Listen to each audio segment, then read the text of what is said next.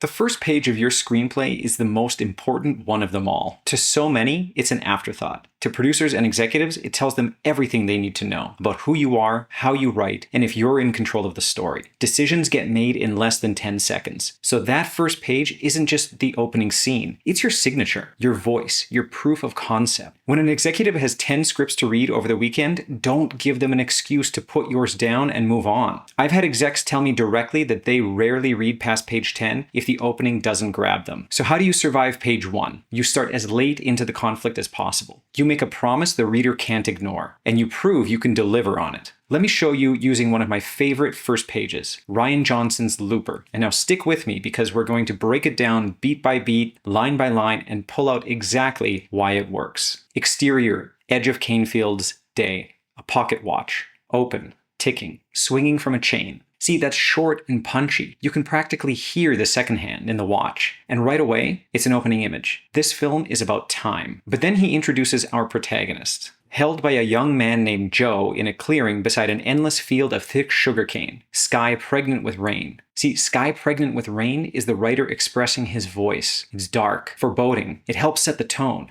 Waiting, practicing French with audio lessons on wireless earbuds. See, and that is a specific character detail. It's useful. This is a disciplined man. He has a life of routine and systems. He checks the watch, removes his earbuds, stands. Now something's about to go down.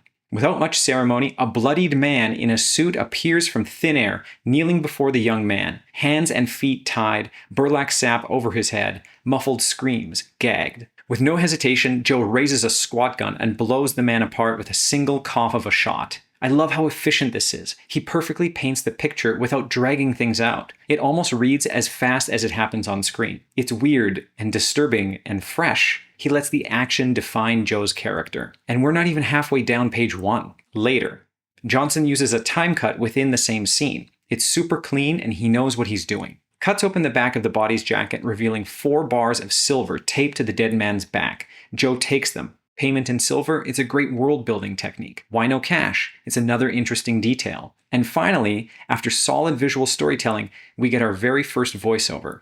Time travel has not yet been invented, but 30 years from now, it will have been.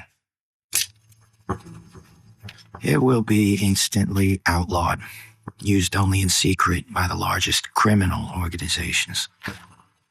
He gets right to the point. What do we need to know to move on to the next beat? He doesn't say too much. He only says enough. Exterior industrial plant day. Massive in the middle of nowhere. Black smoke. See, it's quick, to the point, setting the tone.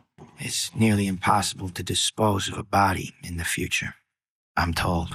Tagging techniques or whatnot. So when these criminal organizations in the future need someone gone, they use specialized assassins in our present called loopers.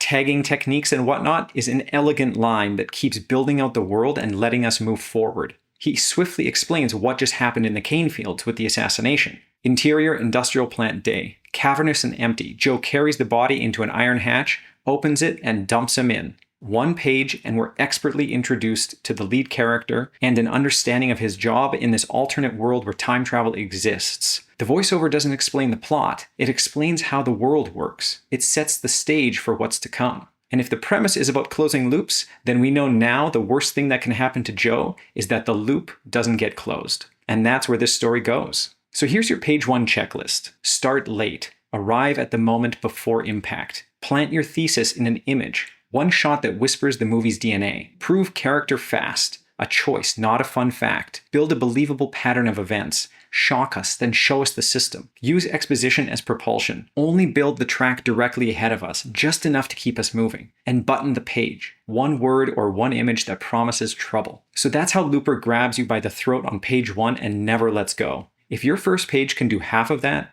readers won't just keep going, they'll lean in.